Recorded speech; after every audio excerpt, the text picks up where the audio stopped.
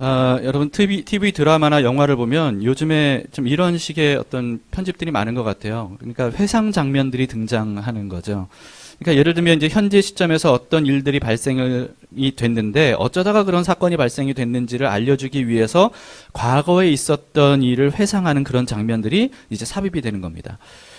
그래서 기본적으로는 시간 순서대로 현재 이야기가 진행이 되지만 그런 중간중간마다 회상 장면들이 끼어들면서 이제 현재와 과거를 오가는 어떤 이런 편집을 보여주죠. 그러면서 현재 시점의 이야기가 더욱 이해되고 공감되도록 이렇게 회상신을 사용하는 것들을 보게 됩니다. 요즘 우리가 읽고 있는 예레미야서를 여러분들이 그런 식으로 생각하시면 좀 이해가 쉽지 않을까 생각이 됩니다. 예레미야서를 읽다 보면 이게 막 시대가 뒤죽박죽이에요. 막 현재, 과거, 미래 막 이렇게 왔다 갔다 하는 것처럼 보여서 이게 도대체 언제 얘기인가? 이게 얘기가 어떻게 이어지는 건가? 굉장히 갈팡질팡하기가 쉬운데요. 근데 이제 회상 장면을 사용한다고 생각하시고 여러분들이 그렇게 보시면 좀 한결 이해가 되지 않을까 싶습니다. 남유다의 마지막 왕들을 제가 설명드린 적이 있었습니다. 그 중에서 두 왕만 이제 기억을 하시면 됩니다. 여호야김 왕과 시드기야 왕이에요. 우리가 지금 읽고 있는 예레미야서의 기본적인 현재 시점은 시드기야 왕 시대입니다. 그러니까 시드기야 왕은 마지막 왕이기 때문에 이때 이제 곧 멸망을 당하게 되는 겁니다. 그러니까 이제 현재 시점은 어떤 상황이냐면 바벨론 군대가 이미 수도인 예루살렘 성을 포위하고 있는 상황이에요. 그래서 이미 엄청난 피해를 본 상태고 이제 곧 예루살렘도 짓밟힐 수밖에 없는 그런 상황인 거죠. 멸망을 눈앞에 두고 있는 상황이 현재 시점입니다. 그런데 이런 비참하고 불행한 일이 왜 일어난 것일까? 라고 하는 것을 성경에서 다각도로 알려주기 위해서 이제 중간중간에 과거의 회상 장면들이 들어가는 거죠. 여러분들이 이런 식으로 성경을, 예레미야서를 보시면 좋을 것 같습니다. 그래서 과거 왕인 여호야김 왕 시절이나 또는 시드기야 왕 초기 시절, 이런 시절의 이야기가 나오면 이거는 과거 회상 장면이구나. 여러분들이 그렇게 생각을 하시면 좋겠습니다. 그래서 예레미야서를 읽을 때요, 지금 이 부분은 어떤 시대지? 이걸 먼저 확인해 보는 것이 좋다는 겁니다. 자, 오늘 본문은 현재 시점일까요? 과거 회상 장면일까요? 그걸 알기 위해서는 이게 어느 왕 시대인지를 먼저 봐야 되겠죠. 그러려면 오늘 본문에 1절, 오늘 본문이 아니죠. 그 1절을 보시면 그 시대가 나와 있습니다. 자, 유다의 요시야 왕의 아들 여호야김 때에 여호와께로부터 말씀이 예레미야에게 임하였다. 이렇게 말씀하고 있죠. 자, 바로 앞에 35장 읽었는데요. 34장까지는요. 시드기야 왕 시대였어요. 그러니까 이제 그게 현재 시점이었죠. 근데 오늘 본문은 여호야김 왕 때이기 때문에 이거는 과거 회상 장면이구나. 여러분들이 그렇게 보시면 되겠습니다. 그러면 이때 무슨 일이 있었을까 하는 거죠. 하나님께서 예레미야에게 한 가지를 지시하셨습니다. 레갑 사람들을 하나님의 집인 성전으로 초대해서 그들에게 포도주를 대접하라는 거예요. 이 35장 전체는요, 레갑 사람들에 대한 이야기로 가득 채워져 있습니다. 이 레갑 사람들이 어떤 사람들인지는 잠시 후에 설명을 할 텐데요. 어쨌든 예레미야는 하나님께서 지시하신 대로 레갑 사람들을 성전으로 초대합니다. 그리고 그들 앞에 이제 포도주가 가득 담긴 대접들과 잔들을 꺼내놓죠. 이제 포도주하고 와인은 똑같은 말이잖아요. 근데 이제 포도주라고 할 때와 와인이라고 할 때가 이게 어감이 좀 달라요. 어쨌든 무슨 뜻이냐면 이들에게 가장 좋은 성전에서 사용하는 그런 와인들을 이들에게 대접을 하는 거죠. 근데 레갑 사람들이 한사코 거절합니다. 끝까지 거절합니다. 심지어 자신들은 영원히 포도주를 마시지 않기로 했다. 이렇게까지 말해요. 그러면서 그 이유를 설명을 하는데 그 설명이 이제 35장 앞부분에 나와 있거든요. 이들이 왜 이렇게 포도주를 마시지 않냐 하면 자신들의 조상인 레갑의 아들 요나답이라고 하는 사람이 후손들에게 세 가지를 명령했다는 거예요. 이제 요약하면 세 가지입니다. 제가 요약하기에 세 가지더라고요. 첫 번째 뭐냐 하면 영원히 우리 후손들은 포도주를 마시지 말라라고 하는 거였고요. 두 번째는 이건 좀 더 심해요. 집을 짓지 말고 살아라. 장막 생활을 하라. 이렇게 말을 합니다. 세 번째는 파종하지 말고 포도원도 소유하지 말라. 다시 말해서 농사 짓지 말라라고 하는 거예요. 그럼 뭐 먹고 사냐? 이렇게 생각할 수 있는데 이들은 원래 목축업자들이었거든요. 그러니까 이제까지 살아왔던 것처럼 목축업을 하면 유목민으로 살아라. 이런 말을 남깁니다. 그러면 요나답은 왜 후손들에게 이 세 가지 명령들을 했을까요? 그 이유를 알려면 지금으로 이제 레갑 자손의 이전 약 250년 전으로 거슬러 올라가게 됩니다. 요나답 시절로 올라가는데요. 요나답은 원래 북이스라엘에 살았던 사람입니다. 근데 북이스라엘에서 예후라고 하는 사람을 도왔던 인물이에요. 여러분 그 예후를 기억하시나요? 제가 예후에 대해서 말씀드린 적이 있었는데 혹시 기억이 안 나면 아합은 기억나시나요? 아합 왕은 여러분 기억나시죠? 북이스라엘의 역대 최악의 왕이었잖아요. 아합뿐만 아니고요. 그 안에 이세벨 그리고 그 딸 아달랴 정말 그 가문 사람들, 그 가족들은 정말 극악무도한 사람들이었습니다. 그래서 하나님께서 이들을 결국은 심판하기로 하시죠. 근데 그 심판을 하시는데 누구를 통해 심판하시냐면 예후라고 하는 사람을 통해서 심판하셔요. 그래서 예후는 선지자 엘리사에게 기름 부음을 받습니다. 그러면서 아합 가문을 심판하고 북이스라엘을 깨끗하게 정화하라 라고 하는 이런 명령을 받게 되죠. 그래서 이 예후는 그 명령대로 북이스라엘 왕조를 완전히 싹 갈아엎어버려요. 숙청을 하면서 싹 갈아엎습니다. 그리고 대대적인 종교 개혁을 단행을 하는데요. 그 당시에 아합 가문은 바알과 아세라 신을 섬겼어요. 그런데 이 바알과 아세라 신은 농사를 지을 때 풍요를 주는 신으로 알려져 있습니다.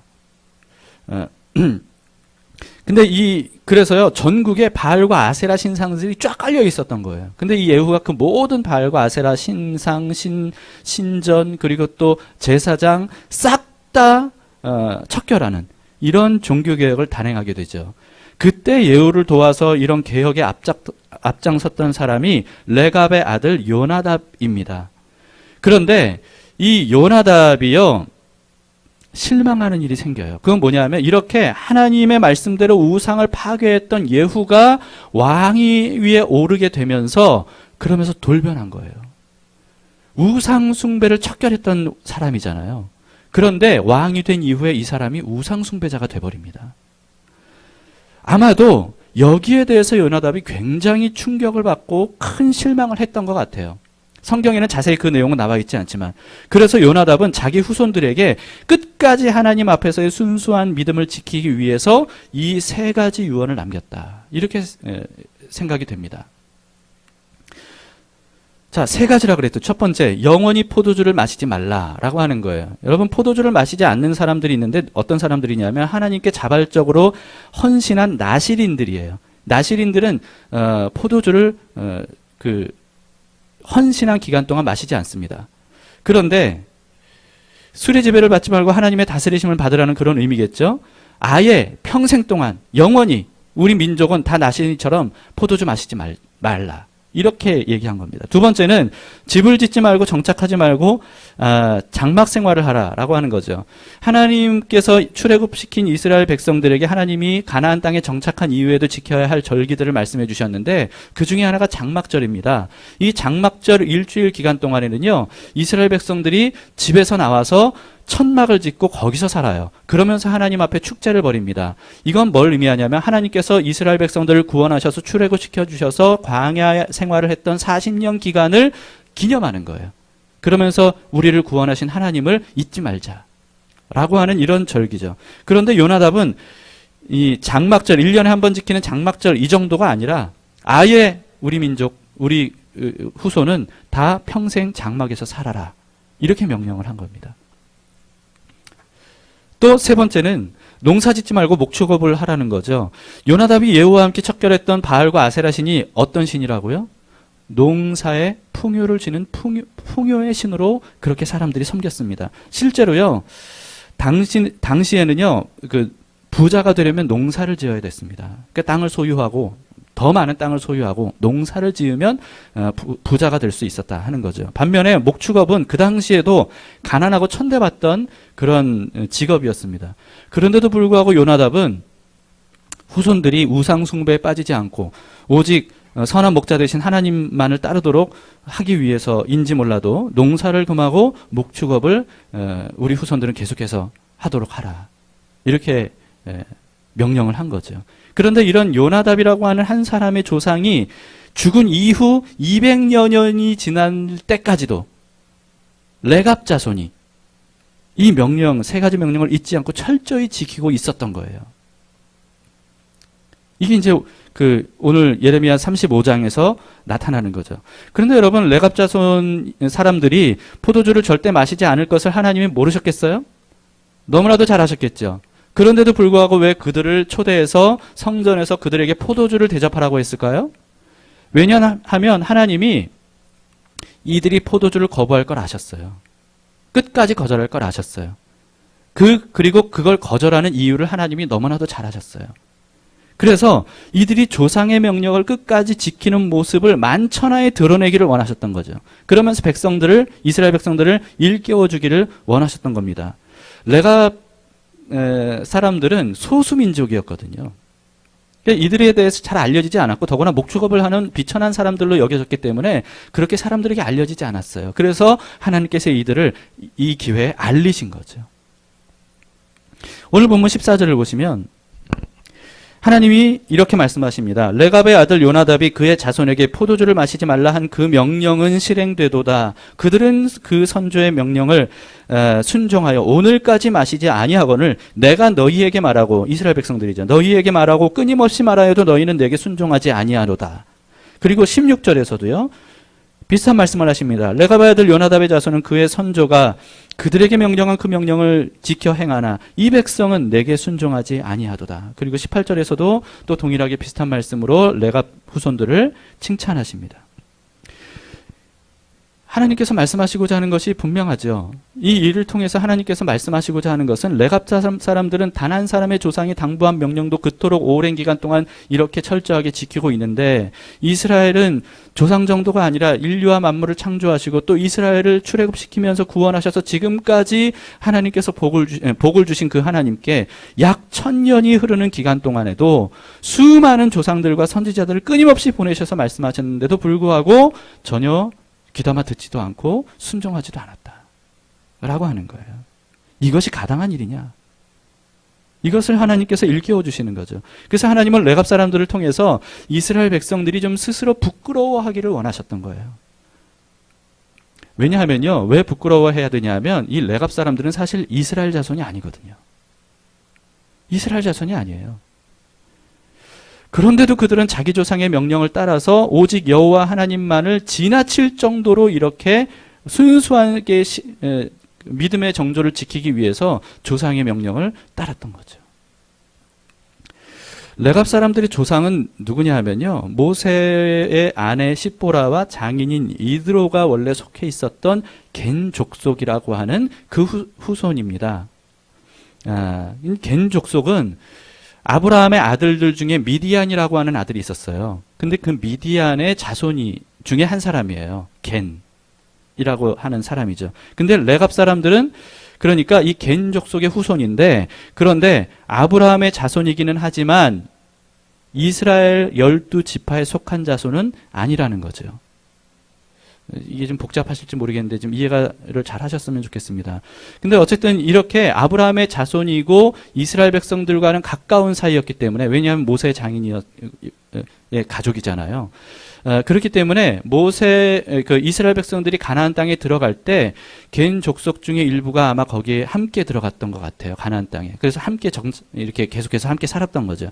근데 겐 족속은 그래서 언제나 이스라엘 편이면서 이스라엘을 도와 함께 살았던 그런 소수민족이었습니다. 그런데 세월이 지나면서 이스라엘이 하나님을 거역하고 우상 숭배를 일삼고 굉장히 타락의 길을 걸어가게 되는 거죠.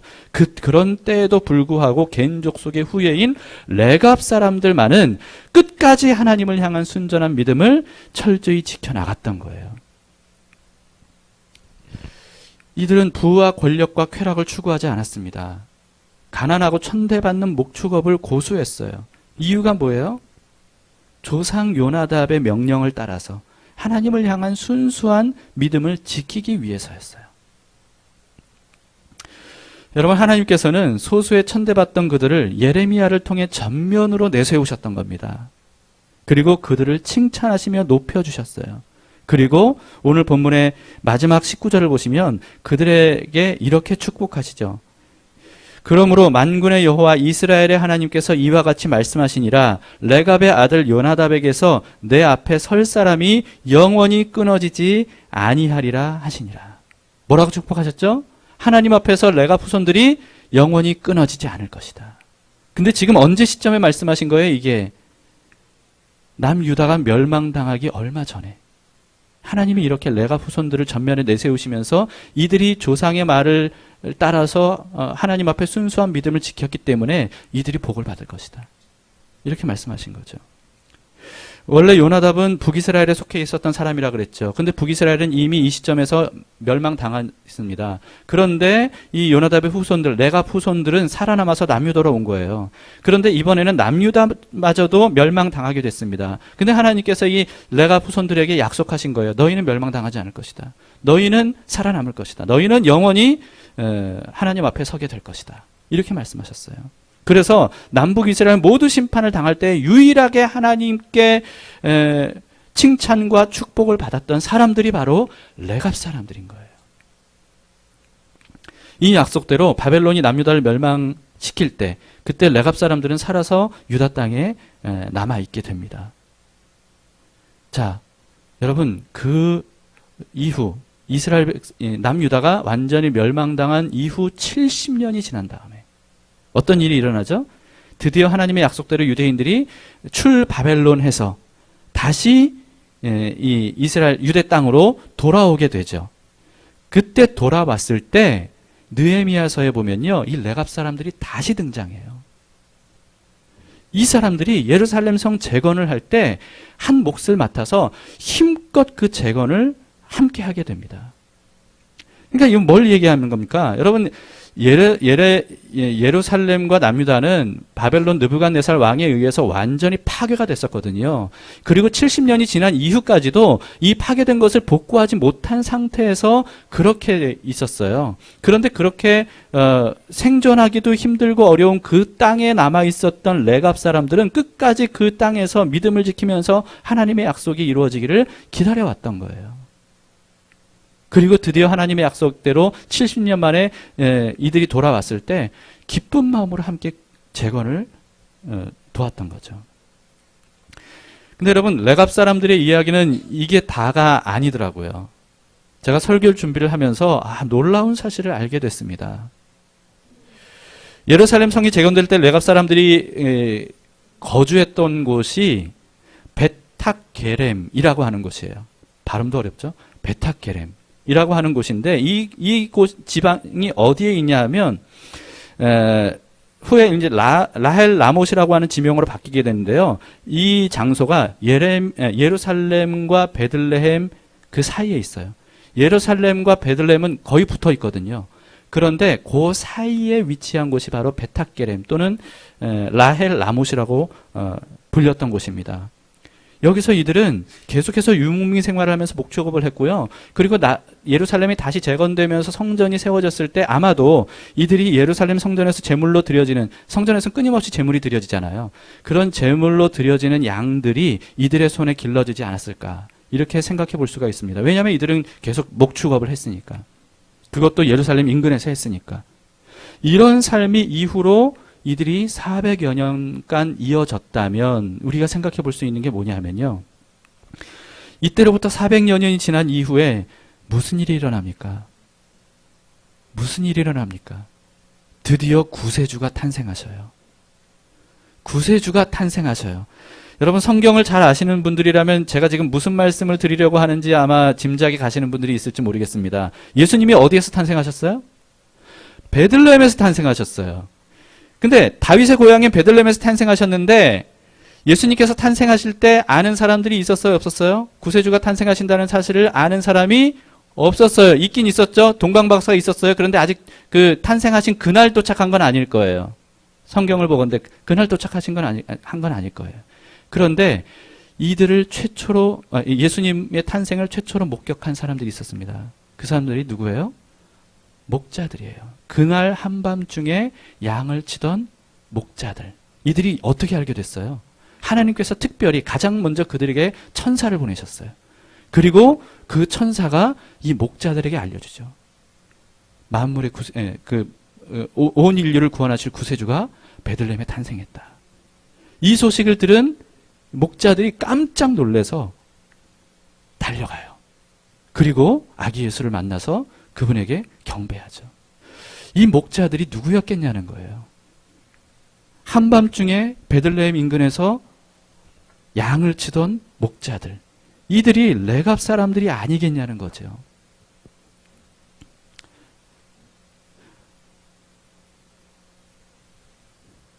어쨌든 여러분, 아기 예수님을 직접 구세주로 알고 아기 예수님에게 경배한 축복받은 사람들이 목자들이었다는 겁니다.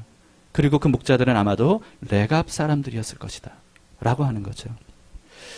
이들이 살았던 지역에 현재 목자들의 교회가 세워져 있다 그래요. 그리고 레갑 사람들은 지금도 이 지역에서 하나님을 향한 순수한 믿음을 지켜나가는 소수민족으로 남아있다고 합니다. 근데 이건 제가 그 검색을 통해서 보게 된 건데 여기에 대해서는 좀 확인이 필요하긴 합니다. 어쨌든 이게 사실이라면 놀라운 일이죠.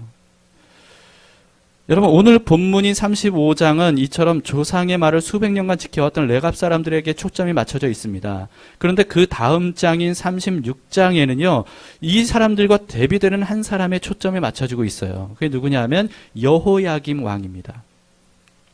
가난하고 비천한 목자였던 레갑 사람들에 비해서 여호야김은 왕이지요. 그러니까 부유하고 권력이 있는 사람입니다. 하나님께서 여호야김 왕 4년에 예레미야에게 새로운 지시를 하십니다. 그건 뭐냐 하면 지금까지 예레미야가 하나님께 받은 모든 말씀들을 이제는 기록으로 남기라는 거예요. 그래서 두루마리를 갖다 놓고 모든 기록들을 다 기록하게 합니다. 예레미야가 하나님께서 하신 말씀들을 다 그대로 불러주면 그러면 바룩이라고 하는 사람이 대피를 했어요. 그리고 이 대피란 바룩이라고 하는 사람이 이 다 쓴 두루마리를 들고 가서 성전에서 이것을 백성들 앞에 낭독을 합니다. 그러니까 성전에서 낭독을 하면서 금식을 선포하고 회개를 선포해요. 이 소식이 여호야김 왕에게 전해집니다. 여호야김 왕은 그 두루마리를 가져오라고 명령해요. 그리고 자기 앞에서 읽으라고 명령을 합니다. 이때가 겨울이었어요. 왕 앞에는 불을 피운 화로가 있었습니다. 여우디라고 하는 신하가 이 두루마리 성경을 가지고 와서 왕 앞에서 펼쳐서 읽기 시작하는 거예요. 읽기 시작하는데 그런데 왕이 낭독돼서 이렇게 두루마리가 풀린 그 두루마리를 잘라서 칼로 잘라서 불에 던지는 거예요. 하나님의 말씀을 태워버리는 거죠. 그렇게 해서 전체 모든 예레미야의 말씀들이 불태워 없어져 버립니다. 몇 명의 신하들이 제발 그래서는 안 된다고 만류하지만 들은 채도 안 하고 결국은 끝까지 다 태워버렸어요. 그리고 예레미야와 바룩을 잡으라는 체포 명령까지 내리죠. 그러나 하나님께서 이들을 보호해 주십니다. 이후에 하나님께서 예레미야에게 또다시 말씀하셔요. 네가 기록했던 그 모든 기록과 똑같은 기록을 다시 해라. 그래서 똑같은 기록을 다시 해요. 근데 하나님께서 거기에 덧붙여라 말씀하셔요. 말씀을 불살은 여호야김과 신하들에 대한 심판의 내용을 더하라. 이렇게 말씀하셔요. 그래서 그걸 다시 기록하도록 하셨어요. 그리고 결국은 그 심판의 기록대로 이루어지게 됩니다. 여러분, 35장에는 하나님 앞에서 순수한 믿음을 지켰던 레갑 사람들의 이야기. 근데 그 바로 다음 장인 36장에는 하나님의 말씀을 불태웠던 여호야김의 이야기. 이렇게 배치한 것이 이게 다분히 의도된 것이라고 저는 봅니다. 하나님께서 이렇게 배치하도록 하신 것이라고 생각할 수밖에 없는 거죠. 하나님께서는 조상 한 사람에게 남긴 말을 수백 년간 지켜왔던 레갑 사람들과 이스라엘의 구원자이자 천하 만물을 창조하신 하나님의 말씀을 쓰레기 취급하고 멸시하고 거역할 뿐만 아니라 심지어는 불태웠던 이런 여호야김과 이스라엘 백성들의 모습을 극명하게 대비시켜주고 있는 겁니다. 그러면서 우리에게 이것을 읽는 우리들에게 질문하시는 거죠. 너희는 어떤 삶을 살길 원하느냐? 라고 하는 거예요. 레갑 사람들을 너희가 보지 않았느냐? 이들 같은 삶을 살길 원하느냐? 여호야김 왕을 너희가 보지 않았느냐? 여호야김 왕 같은 삶을 살기를 원하느냐? 라고 하는 겁니다.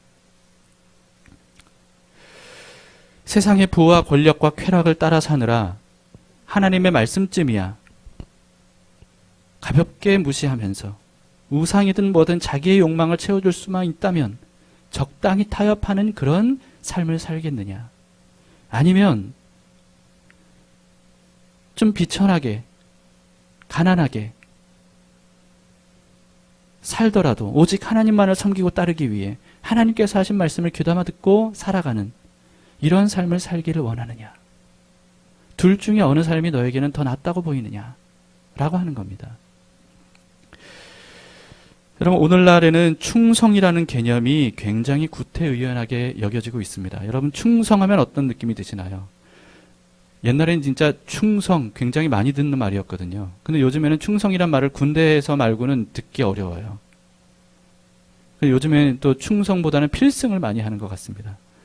근데 그만큼 충성이라고 하는 개념이 굉장히 좀 마치 이제 그 고대 유물처럼 이렇게 느껴지지 않는가. 그래서 충성을 하더라도 자기에게 어떤 유익이 있는가 이걸 먼저 생각하는 이런 것이 아닌가 하는 생각이 듭니다. 자기에게 유익이 되면 충성하고 그렇지 않으면 충성하지 않고. 그러다 보니까요, 레갑 사람들처럼 신앙의 정절을 지키기 위해서 많은 유익을 포기하고 절제해야 되는 삶에 대해서는 오늘날의 사람들이 매력을 느끼지 못하는 것 같습니다. 여러분들은 어떻습니까? 충성을 고귀하게 여기시나요? 아니면 충성은 고대 유물처럼 느껴지시나요? 여러분들은 충성된 삶을 살기를 원하십니까? 아니면 충성이고 보다는 나의 유익을 더 추구하며 살고 계십니까? 사실 저도요, 설교를 할 때 늘 고민이 됩니다. 그러니까 하나님이 이렇게 말씀하셨습니다. 이 말씀대로 삽시다. 그렇게만 말하면 과연 귀담아 들을까? 물론 여러분들 중에 귀담아 듣는 분들이 계시겠죠. 그런데 제가 그런 생각이 든다는 거예요. 하나님 말씀대로 우리가 살아갑시다. 이렇게만 말하면 여러분들이 과연 귀담아 들을까? 그러고 싶은 마음이 들까? 그래서 하나님 말씀대로 살면 우리에게 이런 유익이 있습니다. 이렇게 말해줘야, 그래야 어느 정도 여러분들이 귀담아 듣지 않을까? 제가 여러분들을 너무 과소평가했나요? 어쨌든 제가 설교 준비할 때 이런 게 자꾸 생각이 드는 거예요. 그러니까 하나님 말씀대로 살면 이런 복을 받습니다. 이런 일이 있을 겁니다. 하나님이 이렇게 하실 겁니다. 라고 하는 내용들이 덧붙여져야만 될 것 같은 이런 생각이 드는 거예요. 근데 이렇게 하다 보면 이게 어떻게 되는 거예요? 하나님 말씀에 충성하고 순종하면 건강합니다. 성공할 겁니다. 잘 될 겁니다. 권력을 얻을 겁니다. 부자가 될 겁니다. 이런 얘기들로 자꾸 발전이 되는 거 아닌가 하는 생각이 드는 겁니다. 그러니까 요나답처럼 말을 하기가 어려운 거예요. 우리 좀 힘들어도 하나님 말씀을 순수하게 지키기 위해서 목축업합시다.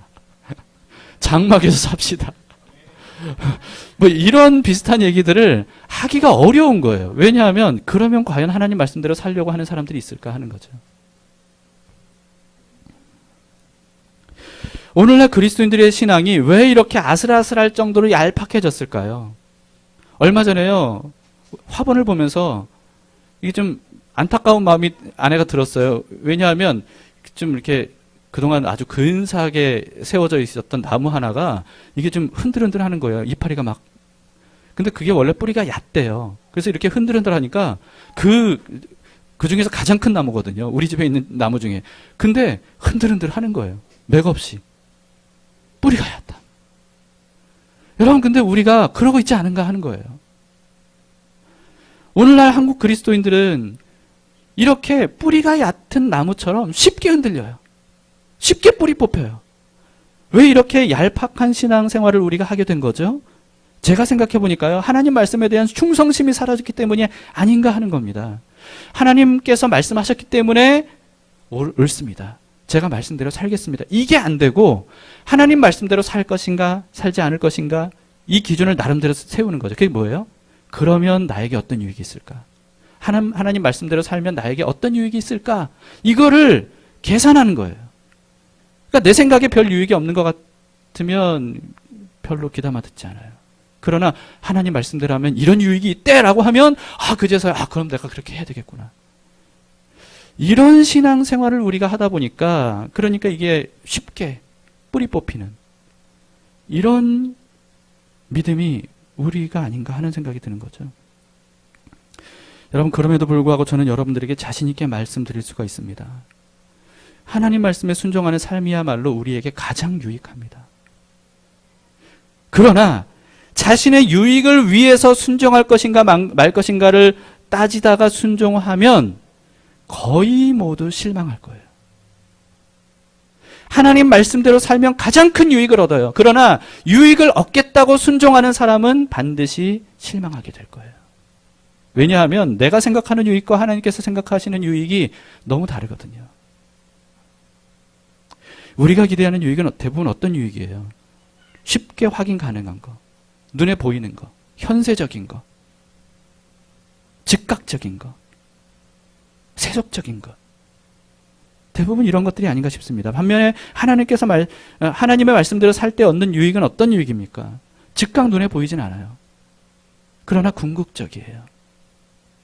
근원적이에요. 영원한 유익이에요. 이런 유익들을 준다는 거예요. 그러나 이게 쉽게 확인은 안 된다는 거죠. 저는 그동안 하나님의 말씀에 순종도 해봤고 또 불순종도 참 많이 했고 많이 하고 있습니다. 사실.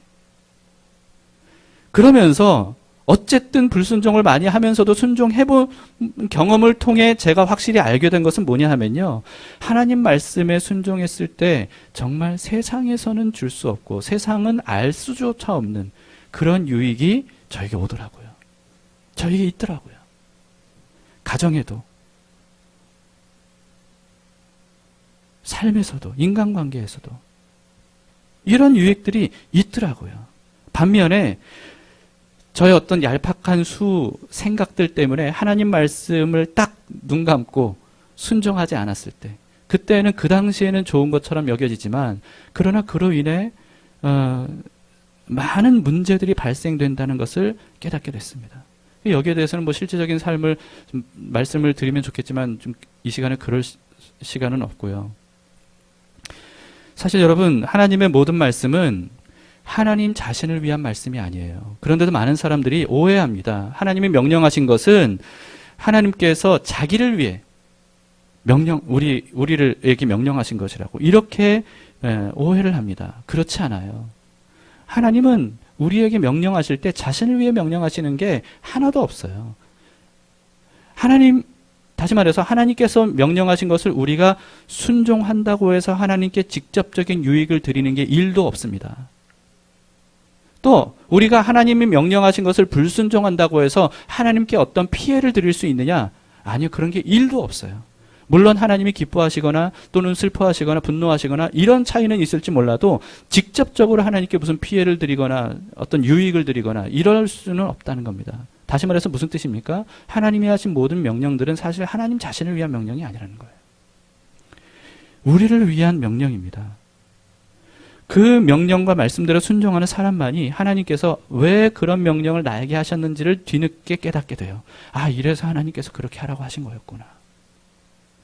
하나님께 순종해 보니까 그렇더라고요. 이게 결국은 날 위한 말씀이었구나. 날 위한 명령이었구나. 나는 이유를 모르고 그냥 하나님께서 하라고 하시니까 했을 뿐인데 근데 하나님께서 이 일들을 통해서 결국은 나에게 이런 유익을 주시는 거구나. 반대로요, 여러분, 하나님 말씀대로 살지 않으면 피해는 누가 당해요? 고스란히 말씀대로 살지 않은 내가 입는 거예요. 그래서 하나님께서 하신 모든 명령과 말씀들은요, 어떻게 하면 하나님께서 창조하신 이 세상에서 잘 살 수 있는지를 알려주신 지혜더라고요. 근데 이걸 일일이 설명하지 않으신 이유는 뭐냐면 우리가 납득을 못해요. 납득을 못해요. 우리 집에 콩이 걔는요 아무거나 다 먹으려고 해요.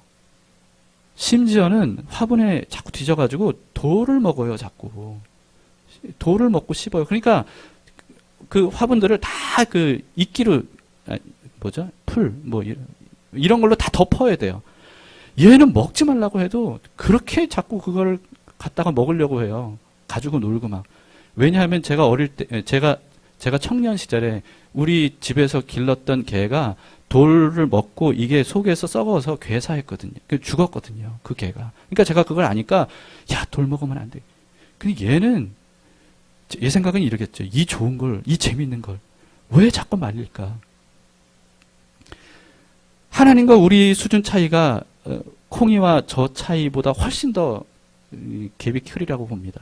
여러분, 우리는 이해 못하는 것들이 많아요. 근데 하나님께서는 그렇게 하면 안 돼 말씀하셔요. 이렇게 해야 돼 말씀하셔요. 그게 누구를 위해서요? 우리를 위해서라요. 이해는 안 되지만 하나님이 하신 대로 드리면 우리에게 유익이 있는 겁니다. 여러분, 그렇다고 해서 꼭두각시가 되라는 뜻이 결코 아니에요. 선한 목자이신 하나님의 양이 되라는 뜻입니다. 양은 목자의 울타리 안에서 안전한 자유를 누릴 수가 있는 거죠. 그러나 자기 뜻대로 하겠다고, 나는 이 울타리 안에서 살고 싶지 않다고 그러면서 울타리 밖으로 뛰쳐나가면 그때부터 더 자유로운가요? 아니에요. 자유를 잃어버려요. 두려움에 벌벌 떨면서 살 수밖에 없어요. 그리고 죽음의 위협에 휩싸이게 됩니다. 하나님의 울타리는 그리고 우리 생각보다 훨씬 넓어요. 많은 사람들은 오해를 해요. 하나님 명령대로 살고 그 뜻대로 사는 것은 바늘길을 통과하는 것처럼 어렵다고 생각해요. 여러분, 그렇지 않아요. 하나님의 뜻과 하나님의 명령의 울타리는 우리 생각보다 훨씬 더 넓습니다. 그래서 하나님의 뜻대로 사는 것은 결코 우리를 속박하는 삶이 아니에요. 오히려 우리를 지켜주는 삶입니다. 도로 중앙선 넘지 말라라고 하는 법이 있죠. 도로 중앙선 넘지 말라라고 하는 것은 자유를 속박하는 법인가요? 아니에요. 오히려 우리를 더 자유롭게 통행하도록 하는 법이에요. 안전하게 자유롭게 통행하도록 해주는 법입니다. 이 호수는 깊기 때문에 위험합니다. 절대 물에 들어가지 마시오라고 하는 편말과 함께 울타리를 쳐놨어요. 그것은 우리의 자유를 속박하는 건가요? 아니에요. 우리를 더 안전하고 자유롭게 살 수 있도록 하기 위한 거예요. 하나님의 모든 말씀들도 마찬가지죠. 우리를 안전하게, 그리고 그 울타리에서의 진정한 평안과 자유를 누릴 수 있도록 하시기 위해서 하나님께서 때로는 이건 안 된다, 이것은 이렇게 살아야 된다 라고 하나님께서 우리에게 말씀하신 겁니다. 그 말씀들을 우리가 귀담아 들으면 하나님께서 창조하신 세상에서 하나님이 우리를 위해 계획하신 대로 그렇게 아름답고 풍요롭고 안전하고 자유로운 삶을 우리가 살아갈 수 있어요. 그러나 이 땅의 죄, 다시 말해서 하나님 말씀을 거부하고 자기 뜻대로 살아왔던 이 죄들이 이 세상에 가득하면 가득할수록 이 세상은 점점 위험해집니다. 자유로워지는 삶이 아니라 두려움과 불안과 염려와 걱정, 근심, 결국은 죽음의 위협을 당하면서 살 수밖에 없다는 거죠. 오늘날 우리의 인생의 문제는 무엇으로 기인해 있습니까? 하나님 말씀대로 살지 않는 죄로 인한 것들입니다. 그렇다면 그 모든 것에서 회복되어서 진정한 참된 자유와 그리고 행복을 누리려면 어떻게 해야 됩니까? 하나님 말씀대로 우리가 살아가는 것입니다. 오늘 이 말씀대로 우리가 함께 살아가도록 합시다. 하나님 말씀에 귀를 기울이시기 바랍니다. 그리고 지금은 이해가 안 되더라도 하나님께서 말씀하신 대로 살아봅시다. 그러면 점점 우리는 깨닫게 될 겁니다. 아, 이래서 하나님께서 나에게 이렇게 하지 말라고 하신 거였구나. 이렇게 하라고 하신 거였구나. 우리가 그 모든 것들을 깨달아 하나님과 함께 일평생 동행하며 주님 안에 참된 자유와 행복을 누리는 우리 모두가 될 수 있기를 축복합니다.